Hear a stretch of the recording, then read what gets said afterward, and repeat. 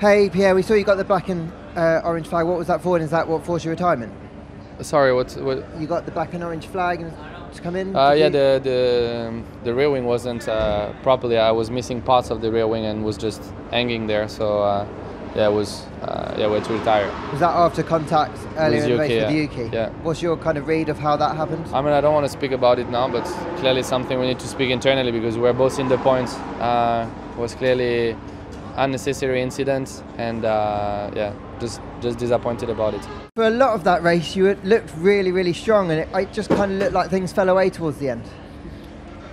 Yeah, I mean, I think in hindsight, from lap one, we were always fighting an uphill battle. I mean, at the beginning, I was actually quite surprised how much I was able to stay with the car ahead.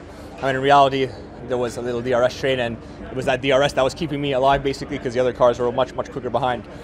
But it felt really nice. I mean, it's the first time I've properly been racing in the pack and in it, and that was really positive. Just when we switched to the option tire, and I guess if things settled down, things spread out more, we kind of succumbed more just to the natural pace of the car, and yeah, we just didn't have it. We were having to manage some other things as well.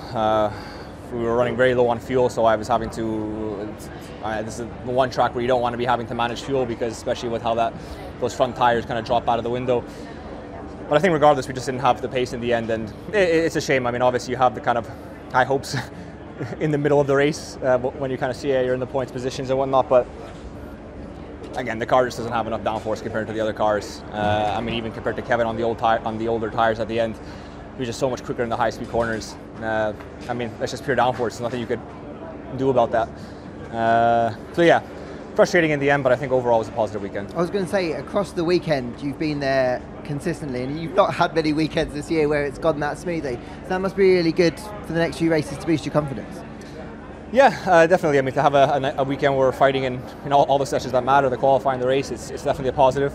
But yeah, I can't help it, and the race a bit frustrated. I mean, again, realistically, was points on the card. Should we had a normal, straightforward race? Absolutely not. You know, you see, how the race kind of unfolds. I mean, obviously, I think the first race, I think I've heard the drivers that were involved in the accident are okay, or at least at the medical center getting checked over. So, you know, that was obviously, I saw it happen in my mirror, and it was honestly seemed quite scary. And then, I mean, you kind of like, reset into the race, the restart. You know, you already kind of have a few more positions.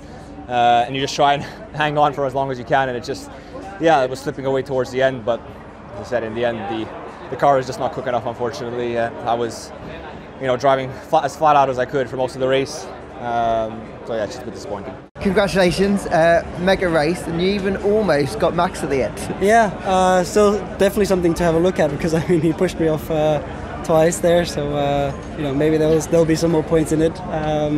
But no, I think overall we're really happy.